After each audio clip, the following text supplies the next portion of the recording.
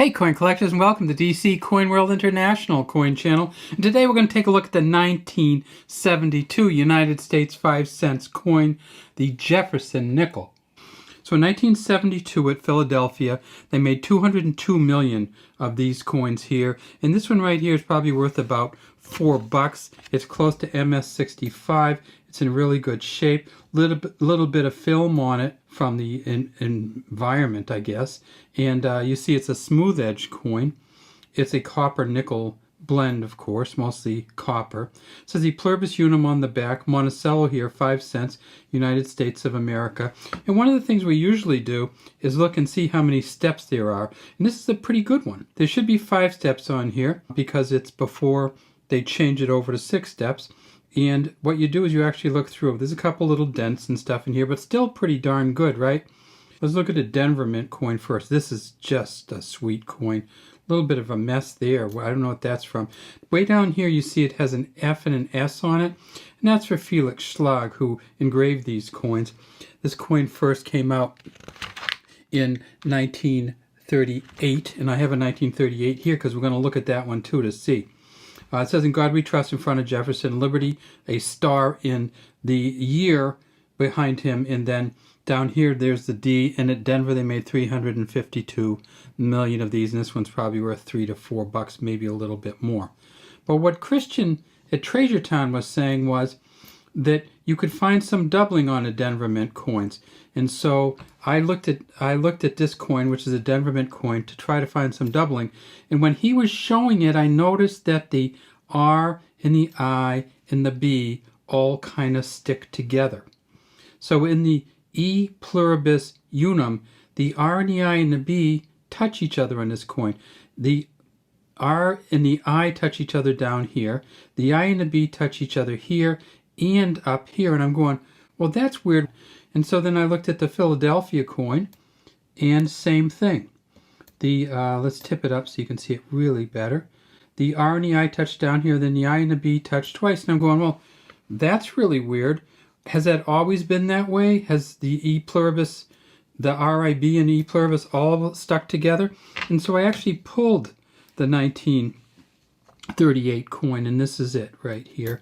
The first one they ever made, the 1938 Philadelphia. You see it's the same thing, In God We Trust. One thing is not the same is down here.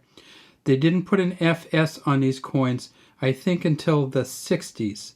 Maybe 65 or so. But there's no FS on these original ones. But let's look at the pluribus. And look at that. 1938, the R and the I touch down here, and the I and the B touch at the top and bottom. So I said, okay, that solves it. The pluribus has always kind of stuck together like that. So then I said, well, let's look at a wartime nickel just to kind of make sure. I pulled a wartime nickel, and look at this. This is a Philadelphia from, let me show you, 1945 silver nickel.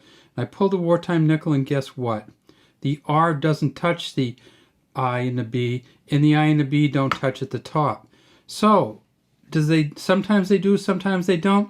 It's really hard telling. I pulled a 1950, and this is the 1950, one of the post-war years. This is a beautiful coin here. I'm not sure what that is. The back of Jefferson's head.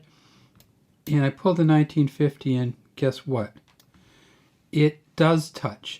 But the B and the I don't really touch at the top, but they pretty much do down here. And it almost looks like a little bit of space. But so then I said, okay, how about one from the 60s? Here's a one from the 60s. And look at this. The R and the I touch here,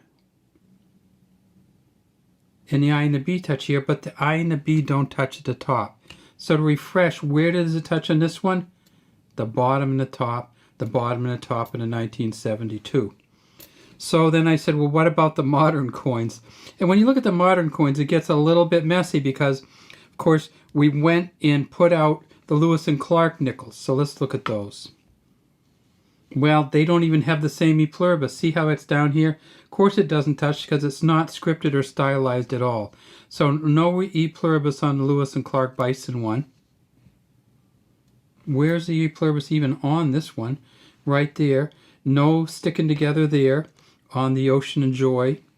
How about the keelboat? No sticking together on the keelboat. And how about the handshake one? No sticking together, because these all have a different typeset. So then I said, okay, well, let's skip the 2004, 2005s, and let's get to the 2006. And of course, in 2006, they put a different front on it. But what about the E pluribus? Well, guess what? It started sticking together again. All right, so in 2006, there's a little bit of it. There's a beautiful view of it right there. So you can see the I and the B touch on the bottom, not on the top, and the R does not touch. And then finally, here's a 2009. And guess what? You get to the 2009, and they both touch, well, they almost touch at the bottom, but the I and the B definitely do. So the 1972 coins are, I guess, representatives. All right, have a great day from DC Coin World International Coin Channel.